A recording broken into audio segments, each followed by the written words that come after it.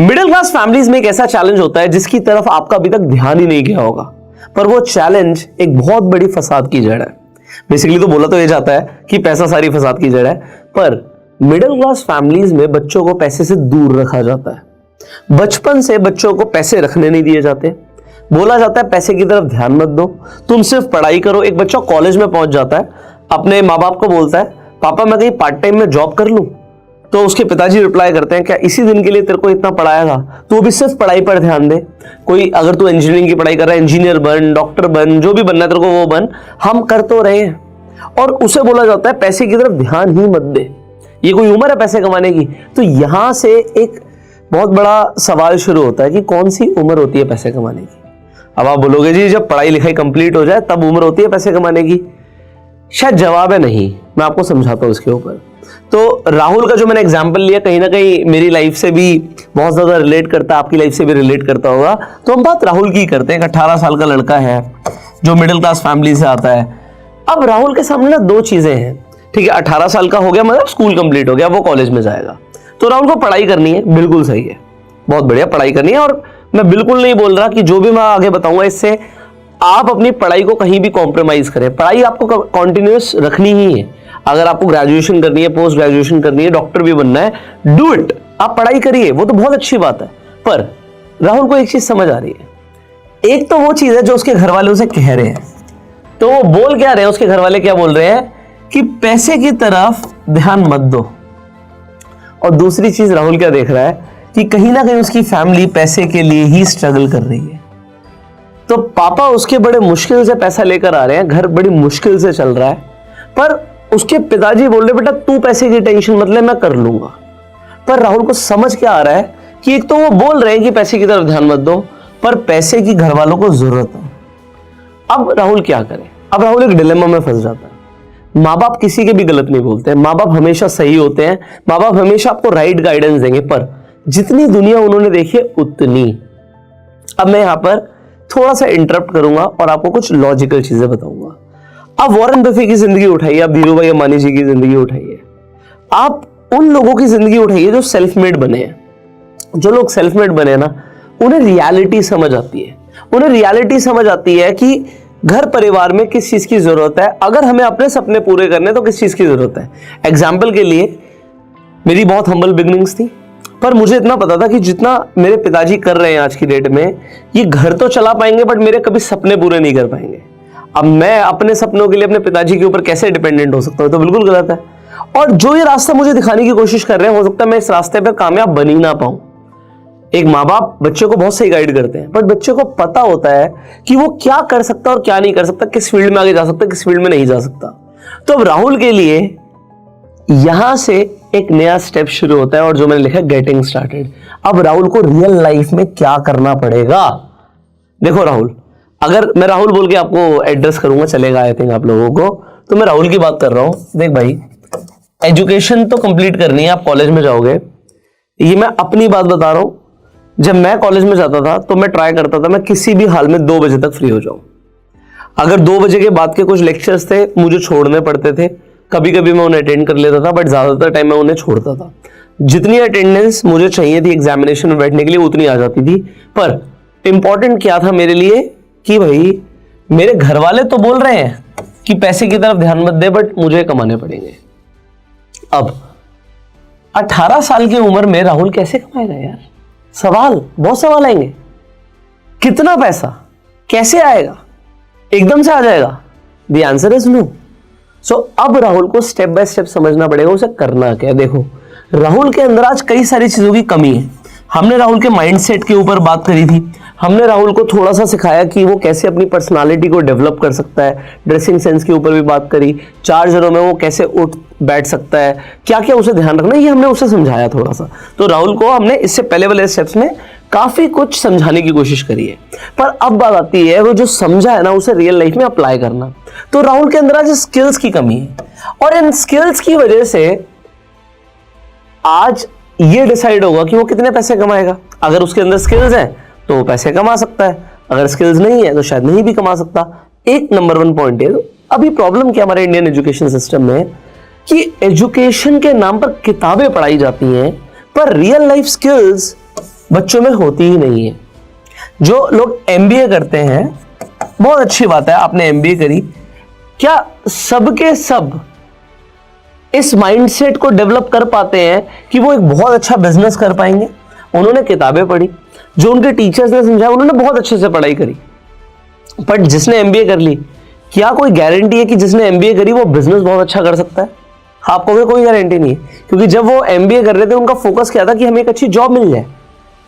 उनका ये फोकस था ही नहीं। ज्यादातर लोगों का 90% लोगों का फोकस होता है कि एमबीए करने के बाद एक अच्छी जॉब मिले, ना कि एमबीए करने के बाद हमने मास्टर्स ऑफ बिजनेस एडमिनिस्ट्रेशन पढ़ा है तो हमने एमबीए कर ली है, उसके बावजूद हम ये नहीं चाह रहे कि हम अपना बिजनेस शुरू करें। तो अब एक चीज तो समझ आएगी आपको कि हमारे इंडियन एजुकेशन सिस्टम, जो भी आप एजुकेशन लेते हो स्कूल में, कॉलेज में, वो फोकस करते हैं किताबी ज्ञान पर रियलिटी में क्या स्किल्स काम आएंगी ना, वो अलग तरीके से लोग सीखते हैं। तो जो इंजीनियरिंग में पढ़ाया जाता है और फिर जो जॉब करनी होती है ना, उसमें थोड़ा सा फर्क होता है। उस जॉब से पहले भी ट्रेनिंग होती है, और वो जो ट्रेनिंग होती है ना, उसमें सिखाया जाता है वो काम जिससे एक्चुअल में कंपनी को रिजल्ट्स आएंगे। इसी तरीके से राहुल को समझना पड़ेगा उसके अंदर स्किल्स की कमी है। दूसरी चीज, राहुल के अंदर एक और कमी है आज की डेट में, and that is business education. अब ये बिजनेस एजुकेशन क्या होता है, आज इस स्टेप के अंदर हम बिजनेस एजुकेशन के ऊपर ब्रीफली डिस्कस करने वाले हैं। शुरू करते हैं। देखिए, एक एग्जांपल लेते हैं डॉक्टर का। अभी हमने दो चीजों के ऊपर बात करी थी, स्किल्स और बिजनेस माइंडसेट। तो इस डॉक्टर के अंदर स्किल्स है, इसके अंदर स्किल्स है, डॉक्टर बहुत अच्छा डॉक्टर है। तो डॉक्टर लाजमी है, अगर किसी पेशेंट से मिलेगा तो कुछ ना कुछ कंसल्टेशन फीस लेता है। अब हो सकता है आपके एरिया में भी, आपकी लोकेलिटी में कोई डॉक्टर हो, और हो सकता है वो किसी भी क्लाइंट से कंसल्टेशन के, किसी भी पेशेंट से कंसल्टेशन के 500 रुपए चार्ज करता हो। पर आपने सुना होगा कोई डॉक्टर ऐसा भी होगा कि जो 2000 रुपए चार्ज करता है। 4 गुने का फर्क। एक डॉक्टर 500 रुपए चार्ज कर रहा है, एक डॉक्टर 2000 रुपए चार्ज कर रहा है एक पेशेंट से मिलने का। तो क्या फर्क हो गया? आप कहोगे हो सकता है सर ये वाला जो डॉक्टर हो, जिसके पास जो 2000 रुपए चार्ज कर रहा है, इसके पास स्किल ज्यादा हो। बिल्कुल ठीक है, इसके पास स्किल ज्यादा हो।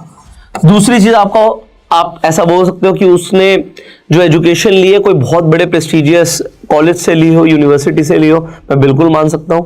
आप कह सकते हो इनका एक्सपीरियंस ज्यादा हो सकता है, इनकी एज ज्यादा हो सकती है। तो ऐसी आप बहुत सारी चीजें बोल सकते हो इन डॉक्टर के लिए। जो 500 रुपए ले रहा है और जो 2000 रुपए ले रहा है, उसके अंदर आप ही ने बोला कि भाई स्किल्स का फर्क है और बहुत सारे और भी पैरामीटर्स, उनका फर्क हो सकता है। मैंने आपकी बात मान ली, चलेगा मुझे, बट हम बात कर रहे थे पैसों की। अब ये वाली जो एजुकेशन है ना, ये बहुत काम की है। अब ये डॉक्टर इतने फेमस हो गए कि वो पहले से 500 रुपए लेते थे, बट इन्होंने लोगों को ना रिजल्ट्स दिए। जो पेशेंट इनके पास जाते थे वो ठीक होने शुरू हो गए, तो ये फेमस हो गए। अब इनके पास पेशेंट्स बढ़ गए। तो वही डॉक्टर जो सिर्फ 500 रुपए लेते थे, उन्होंने फीस बढ़ाई और फीस बढ़ा के 1000 रुपए कर दी। आप कहोगे बिल्कुल हो सकता है सर, मान लिया आपकी बात। कल को और पेशेंट्स बढ़ गए, इन्होंने क्या कहा कि जी अब तो मैं 2000 रुपए लूंगा। एक नया क्लिनिक खोल लिया और फैंसी कर दिया सिस्टम को, और उन्होंने बहुत सुंदर क्लिनिक बनाया, 2000 रुपए पर पेशेंट चार्ज करना शुरू कर दिया। अब आप कहोगे वो डॉक्टर भी 2000 ले रहा है, ये भी डॉक्टर 2000 ले रहा है, वो भी 2000 ही ले रहा है, पर अब इन्होंने 2000 रुपए चार्ज करना शुरू कर दिया। अब मैं कहता हूं इसी डॉक्टर के पास पेशेंट्स और बढ़ जाते हैं। तो आप कहोगे सर यहां पे तो लिमिटेशन आ जाएगी। लिमिटेशन क्या आएगी कि एक डॉक्टर 10 क्लाइंट को, 20 क्लाइंट को, 30 क्लाइंट को एक दिन में देख पाएगा? कितने क्लाइंट्स को देख पाएगा? अगर पेशेंट्स लगातार आते रहेंगे तो डॉक्टर के पास भी लिमिटेड एनर्जी है, लिमिटेड टाइम है, वो सारे पेशेंट्स को नहीं देख सकता। तो यहां पर क्या होगा, इनकम पे कैपिंग आ जाएगी। ऐसा नहीं है कि डॉक्टर सिर्फ पेशेंट्स को देख के पैसे कमाते हैं, ऑपरेशंस भी करते हैं और भी बहुत सारे तरीके होते हैं, उसमें नहीं जाएंगे। देखो डॉक्टर्स भगवान है मेरी नजर में। तो आज की डेट में जब कोई इंसान बीमार पड़ जाता है तो उसे समझ आता है कि डॉक्टर की क्या वैल्यू है। तो मेरी नजर में तो डॉक्टर्स भगवान है। तो मैं डॉक्टर्स के प्रोफेशन को बहुत अच्छा नोबल प्रोफेशन मानता हूं। पर यहां पर अब हम बिजनेस की बात करें, प्रोफेशन बहुत अच्छा है, बहुत सारे पेशेंट्स आ रहे हैं, बट डॉक्टर की इनकम पे कैपिंग हो गई। अब डॉक्टर क्या क्या कर सकता है इसके बारे में सोचो। देखो मैं क्या चाहता हूं, आप मेरे साथ ना एक थॉट एक्सपेरिमेंट में आ जाइए, आप थोड़ा दिमाग चलाइए। आज हो सकता है कोई आदमी इस वीडियो को किसी गांव में बैठकर देख रहा हो, कोई जिले में बैठ के देख रहा हो, कोई कस्बे में बैठ के देख रहा हो, कोई चौल में बैठ के देख रहा हो, पर उसे बड़ा आदमी बनना है यार। कल को हो सकता है आप ही डॉक्टर बने। तो मैं तो चाहता हूं ना कि आपकी ग्रोथ ऐसी हो यार, मतलब tremendous growth. What is the next step, आप उसके बारे में सोच पाए। क्योंकि राहुल आज मिडिल क्लास फैमिली से, बट उसे जो माइंडसेट मिल रहा है ना, वो उसे एक रिच माइंडसेट मिल रहा है, और उसका माइंडसेट उसे गरीब रहने नहीं देगा, इतना मुझे पता है। तो अब हम आपके ही माइंडसेट को चेंज करने की कोशिश कर रहे हैं, उसके लिए हम थोड़ा एक्सपेरिमेंट्स करेंगे। तो अब डॉक्टर क्या कर सकता है? आपको अगर डॉक्टर ये कर सकते हैं कि डॉक्टर के जान पहचान में और भी कुछ डॉक्टर्स हो सकते हैं, वो उन्होंने नया क्लिनिक लिया है तो वहां पर वो 2 और डॉक्टर्स को हायर कर सकते हैं कि अगर पेशेंट्स बहुत सारे आ रहे हैं तो कुछ पेशेंट्स को दूसरे डॉक्टर्स भी देख पाए। हाँ जी, बिल्कुल ऐसा हो सकता है कि डॉक्टर और डॉक्टर्स को हायर कर ले अपने साथ, और एक टीम बन जाए जिसके अंदर कुछ रेवेन्यू शेयरिंग बेसिस पे या किसी भी तरीके से एक स्ट्रक्चर हो जाएगा कि 2000 की चार्जेस हैं, पर दूसरे डॉक्टरों को सिर्फ 1000 रुपए मिलेंगे, और 1000 रुपए उस मेन डॉक्टर को मिलेंगे। तो अब हमारे पास 3 डॉक्टर हो गए। डॉक्टर ए जो पहले 500 लेते थे और अब 2000 लेते हैं, और ए ने बी और सी को हायर कर लिया। ये भी बहुत अच्छे डॉक्टर्स हैं, पर अब ये रेवेन्यू शेयरिंग बेसिस पे काम करे। तो क्लाइंट तो 2000 दे रहा है, 1000 इन्हें मिल रहे हैं, पर अब क्या है कि इनके क्लाइंट्स का पैसा भी इस डॉक्टर को मिल रहा है। ये जो सिस्टम होता है, यहां पे हायरिंग हुई है, यहां से एक बिजनेस जन्म लेता है। बिजनेस का मतलब समझते हैं आज हम। बिजनेस का रियल मतलब होता है लोगों की हेल्प करना। सेकेंडली, हम काम ना भी करें तब भी एक ऐसा मैकेनिज्म हो जो हमें पैसा कमा कर दे पाए। तो अगर इसी सिस्टम में डॉक्टर ए बीमार पड़ जाते तो उन्हें क्लिनिक की छुट्टी करनी पड़ती और पूरा रेवेन्यू का लॉस होता पूरे दिन का। पेशेंट जितने भी आते वो घर वापस जाते और किसी को अपॉइंटमेंट नहीं मिल पाती, तो यहां पर रेवेन्यू का लॉस होता। पर अब ये डॉक्टर सी की जगह अगर पेशेंट बढ़ते हैं तो डी, ई, एफ कितने भी और डॉक्टर्स को हायर कर सकते हैं। जैसे ये सिस्टम शुरू होता है, दिस इज बिजनेस। राहुल को आगे बढ़कर लाइफ में इस चीज को समझना पड़ेगा कि पहले तो जिस भी फील्ड में राहुल का इंटरेस्ट है उसमें वो महारत लेकर आए, स्किल लेकर आए, कि आज उसकी वैल्यू 500 रुपए हो, किसी की वैल्यू 2000 हो, पर धीरे धीरे करके वो रिजल्ट ऐसे दे कि उसकी वैल्यू धीरे धीरे बढ़े। ये राहुल के स्टेप्स हैं। डॉक्टर तो एक एग्जाम्पल के लिए लिया मैंने। राहुल के स्टेप्स हैं कि राहुल को आज कोई 500 रुपए महीने के देगा। आप कहोगे महीने के, टू लेस यार, कुछ भी नहीं है। तो आज राहुल पैसे के लिए काम नहीं कर रहा, राहुल आज अपना नाम बनाने के लिए काम कर रहा है, राहुल आज स्किल्स गेन करने के लिए काम कर रहा है। तो काम करना पड़ेगा। अब यहां से शुरू होता है कि राहुल को क्या करना है। स्टेप 1, राहुल आपको एक्शन पे लगना पड़ेगा, आपको स्किल्स चाहिए। सो मैं सिंपली बोलता हूं, स्टार्टिंग में लोगों का पैसा नहीं होता कि जाते एक बिजनेस कर ले, स्टार्टअप कर ले। मैं सिंपली बोलूंगा गेट अ जॉब। अगर राहुल कॉलेज जा रहा है तो part time job, but job तो करनी है। इंटर्नशिप बोलो, जॉब बोलो, बट काम करना है। ये काम पैसे के लिए नहीं करना राहुल, सॉरी, मैं यहां पे कॉन्ट्रडिक्ट कर रहा हूं स्टेटमेंट को। पैसे के लिए जॉब नहीं कर रही। 99.99% लोग सिर्फ पैसे के लिए जॉब करते हैं। पैसा मिलना बंद, क्या कोई जॉब पर जाएगा? अगर आज आपके फादर ही जॉब करते हैं, अपने फादर से सवाल पूछना है, पापा अगले महीने की सैलरी नहीं मिलेगी, क्या जॉब पर जाओगे? वो कहेंगे नहीं जाऊंगा, नहीं जाऊंगा। या चलो वो कहेंगे बड़ा लगाव है कंपनी से, 1 महीना चला भी जाऊंगा, बट अगले महीने दोनों महीने की सैलरी चाहिए। भाई सैलरी मिलेगी तभी काम करूंगा। तो सिर्फ पैसे की बात नहीं है। यहां पर क्या होगा, अगर राहुल जॉब करेगा तो क्या मिलेगा राहुल को? राहुल को सबसे पहले सीखने को मिलेंगे रियल लाइफ स्किल्स। दूसरा, वो लोगों से मिलेगा यार। अगर वो घर पे रहेगा या सिर्फ कॉलेज जाएगा, अपनी पढ़ाई करेगा, तो वो किन लोगों से मिलेगा? स्टूडेंट से मिलेगा। पर उससे उसके दिमाग में आइडियाज नहीं आएंगे। तो राहुल को नए लोगों से मिलना और कनेक्शंस बनाने हैं। अब यहां पर मैं थोड़ा सा टाइम लेके कनेक्शंस की बात समझाऊंगा आपको। तो कनेक्शंस आपके किस किस तरीके के कनेक्शंस हो सकते हैं। मान लेते हैं राहुल कोई रियल एस्टेट कंपनी के अंदर जॉब करना शुरू करता है और उसे सबसे सिंपल काम मिलता है, क्योंकि स्टार्टिंग में यही काम मिलेगा। मान लो उसे फ्लैट्स बेचने हैं। अब फ्लैट्स किसी बिल्डर के फ्लैट्स हैं, उसे फ्लैट्स बेचने हैं। तो अब राहुल कनेक्शंस बनाएगा उन लोगों से जो फ्लैट्स खरीद सकते हैं। तो वो बेसिकली एफिलिएंट लोग होंगे जिनके पास पैसे होंगे, तो उन लोगों से कनेक्शंस बनाएगा। इसके साथ साथ उसे अपने जैसे और भी लोग मिलेंगे जो फ्लैट्स बेच रहे होंगे। अब आप कहोगे यार 18 साल का लड़का फ्लैट बेचने निकलेगा। हो सकता है आपके दिमाग में ऐसा परसेप्शन क्लियर ना भी हो रहा हो, क्योंकि आपने हो सकता है किसी को ना भी देखा हो, बट ऐसे बहुत सारे लोग हैं जो 18, 19, 20 साल के हैं और वो डेफिनेटली रियल एस्टेट के अंदर अच्छा कर रहे हैं। मैं एक एग्जांपल ले रहा हूँ। राहुल वो काम करना जिसमें आपका इंटरेस्ट हो। पैसा हर फील्ड में है, हमें बस उस फील्ड के टॉप पर पहुंचना है। आप किसी भी फील्ड के टॉप पर पहुंच जाओगे, चाहे वो खाना बनाना ही क्यों ना हो या गाना गाना ही क्यों ना हो, अगर आप टॉप पर हो तो आप बहुत पैसे कमाने वाले हो। बट अगर आप बॉटम पे हो, किसी भी फील्ड में पैसे नहीं कमा पाओगे। सो अगर वो रियल एस्टेट के अंदर फ्लैट्स बेच रहा है, अपार्टमेंट्स बेच रहा है, शॉप्स बेच रहा है, कमर्शियल प्रॉपर्टीज बेच रहा है, वो पैसे कमा सकता है, डेफिनेटली कमा सकता है। लोगों को चाहिए कुछ और राहुल के पास अगर कुछ, तो बस यही एक जो ट्रांजैक्शन है ना, इसे बिजनेस कहते हैं। तो राहुल कनेक्शंस किनके साथ बनाएगा? डेफिनेटली उन लोगों के साथ जो बहुत अच्छा कर रहे हैं, जिनके पास पैसा है, ठीक है। तो एक तो उसके पास एक कैटेगरी ऑफ लोग मिलेंगे उसे। अब दूसरी कैटेगरी कौन सी है, उसके ऊपर भी हम बात कर लेते हैं। दूसरी कैटेगरी है उन लोगों की जो हार्ड वर्किंग और जिनके अंदर स्किल्स हैं। राहुल को मैं बताना चाहूंगा भाई, इन लोगों के भी आपको कम से कम फ़ोन नंबर्स अपने फ़ोन में सेव रखने हैं, एक अच्छा कनेक्शन बनाना है। रीज़न क्या है? राहुल हो सकता है कल को कोई अपना खुद का स्टार्टअप करे और उसे कोई बिजनेसमैन भी मिल जाए उसके स्टार्टअप को फंड करने के लिए। तो उस टाइम पे राहुल को लोग चाहिए होंगे, वो लोग जो टैलेंटेड हो, वो लोग जिनके अंदर स्किल्स हो। अब राहुल क्या किसी जॉब कंसल्टेंसी कंपनी को जाके बोलेगा कि मुझे लोग दो? डेफिनेटली बोलोगे आप, पर क्या उससे वो लोग मिलेंगे जो आपको एग्जैक्टली चाहिए? स्टार्टिंग में आपको जो मैनफोर्स है वो वहीं से मिल जाएगी जो आपने कनेक्शंस बिल्ड करे हैं। अगर आप कोई बिजनेस करना शुरू करोगे तो स्टार्टिंग में आपके दिमाग में लोग होंगे, भाई वो आदमी के अंदर ये टैलेंट है, वो आदमी के अंदर वो टैलेंट है, वो आदमी फिलहाल उस कंपनी के अंदर काम कर रहा है। और जब आपके कनेक्शंस अच्छे होंगे, आप बुलाओगे, लोग आएंगे। और मैं आपको ये भी बता रहा हूँ, मैंने ऐसे कई लोग देखे हैं अपना स्टार्टअप कर रहे हैं, उन लोगों के पास कुछ खास पैसा नहीं है और उनकी टीम में ऐसे ऐसे लोग आ गए हैं जो और कंपनीज के अंदर कोई 50,000 पे, 1 लाख पे, 1.5 लाख पे जॉब कर रहे थे और जॉब छोड़ के उस आदमी के साथ स्टार्टअप करने लग जाते हैं जिसके साथ उन्हें अपना आगे का विजन दिखता है। तो राहुल को ये स्किल्स, विजन दिखाने वाली स्किल्स, विजन बनाना, ये सब सीखनी पड़ेंगी क्योंकि आज राहुल के पास ये नहीं है।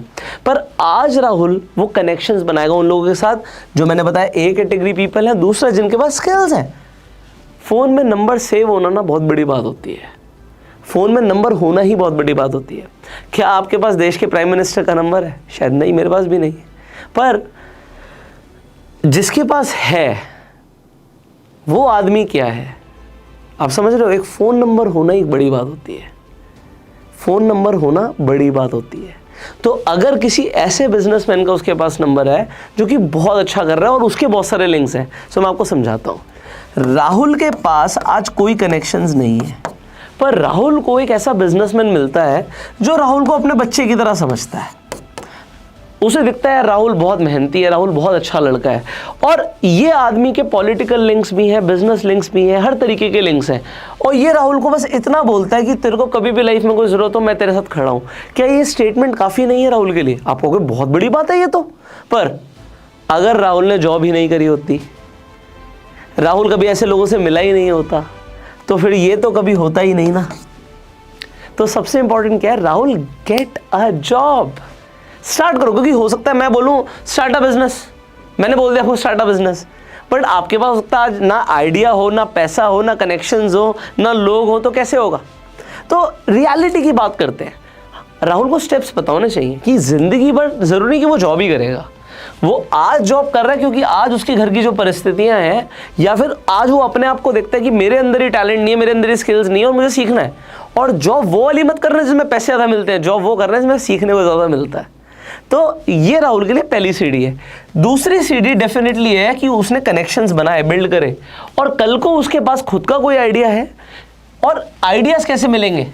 मैंने आपको बताया था ह्यूमंस ऑस्मोसिस से सीखते हैं। लोगों के साथ कनेक्शंस जब आपके बनेंगे तो आइडियाज़ भी आपके साथ एक्सचेंज होंगे। जब आइडियाज़, थॉट्स एक्सचेंज होंगे तो दिमाग चलेगा, और दिमाग चलेगा तो पैसा बनेगा।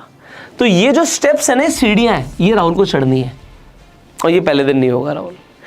अब राहुल को मैं डेफिनेटली सजेस्ट करूंगा कि राहुल आप ना कुछ किताबें भी पढ़ना शुरू करो। जैसे एक बहुत अच्छी किताब है नेपोलियन हिल की, थिंक एंड ग्रो रिच। आप अमेजोन से ऑर्डर करके पढ़ो, आप मेरी भी किताबें पढ़ सकते हो, बट मैं आपको कुछ और अच्छी किताबें सजेस्ट करूँगा, जैसे रिच डैड पुअर डैड। आपको समझना पड़ेगा अमीर बाप जो है अपने बच्चों को क्या सिखाता है, गरीब बाप अपने बच्चों को क्या सिखाता है। तो रॉबर्ट कियोसाकी ने थोड़े एग्जाम्पल्स के थ्रू, स्टोरीज़ के थ्रू बहुत अच्छे से बताया हुआ है, और इन चीज़ों के ऊपर ध्यान दिया हुआ है कि कैसे आप अपने माइंडसेट को शिफ्ट कर सकते हो। अब आज इस वीडियो से आपको क्या सीखने को मिला, स्टेप्स क्या थे, मैंने यहाँ पर बात करी थी स्टेप 1 गेट अ जॉब, और ये आज आपने सीखा किस में है, आज हमारा ये स्टेप 7 है। तो आपको सबसे पहले जॉब चाहिए। इसी के अंदर मैं स्टेप 2 लिख देता हूँ आप लोगों के लिए, सो दैट यू रिमेंबर कि आपको कनेक्शंस बनाने हैं, बिल्ड कनेक्शंस।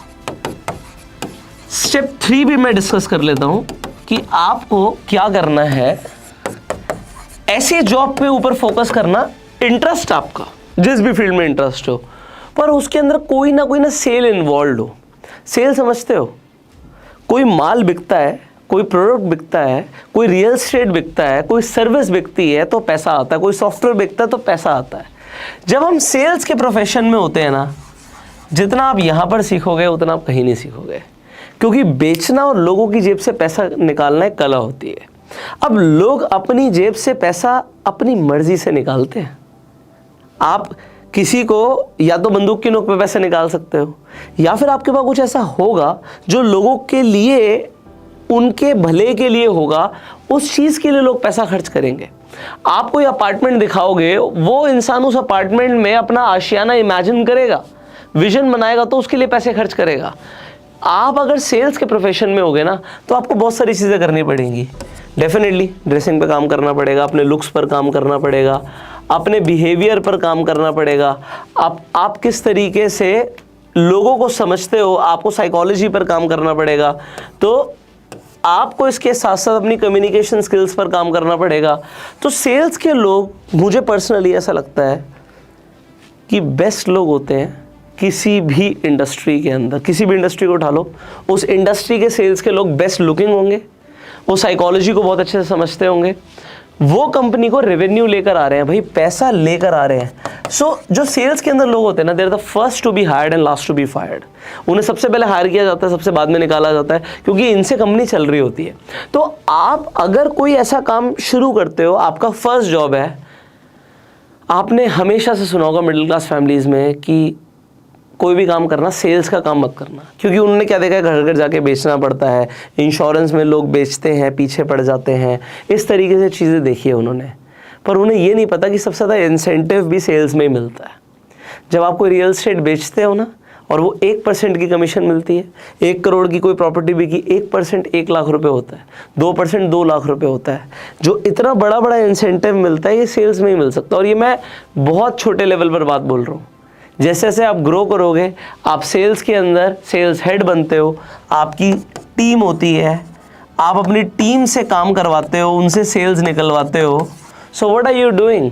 डॉक्टर की बात याद आई कि डॉक्टर ए ने doctor B, doctor C, doctor D को हायर किया था, और इसी तरीके से उन सब के एफर्ट से डॉक्टर ए कमा रहा था।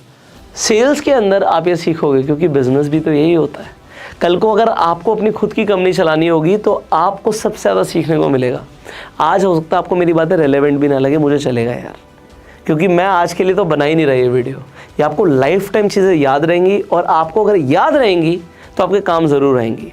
सो मैं यहाँ पे स्टेप्स बता रहा हूँ, और जब आप सेल्स में होगे तो आप डेफिनेटली पैसा कमाओगे। अब आपके घर वाले आपको स्टार्टिंग में अपोज कर सकते हैं, बट मैं आपको एक बात बताता हूँ, जिस दिन आप एक अच्छा अमाउंट अपने माँ बाप के हाथ में आके रखोगे ना, और बोलोगे पापा मैंने मेहनत से कमाए हैं, मैंने इस, और क्लियरली बताओ आप क्या काम कर रहे हो, आप जो भी काम कर रहे हो उसके बारे में आपके माँ बाप को पता होना चाहिए। कुछ छुपा के नहीं करना, बता के करना है। बट जिस दिन आप अपनी मेहनत की कमाई अपने माँ बाप के हाथ में ला के रखोगे ना, उन्हें गर्व ज़रूर होगा आपके ऊपर। अब यहीं पे मैं आपको बताना चाहूँगा, पैसे कमाने की ना एक्चुअल में कोई उम्र होती नहीं है।